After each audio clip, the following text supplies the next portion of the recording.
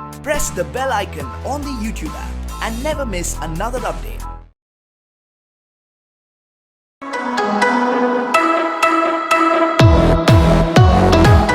بختاور نظریں جھکائے ہمیشہ اپنے شوہر خاور کی گالیاں خاموشی سے سن لیا کرتی تھی۔ اولاد نہ ہونے کے باعث میاں بیوی کا رشتہ نفرت کے قابل بھی نہیں بچا۔ بختاور بانچ عورت کے تانے بھی خاموشی سے سن لیا کرتی تھی، مگر خاور کی گالیوں میں روز بروز اضافہ ہوتا جا رہا تھا۔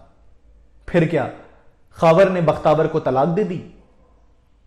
خاور کی ماں اور بہن نے بختاور کو دھکے مار کر گھر سے باہر نکال دیا۔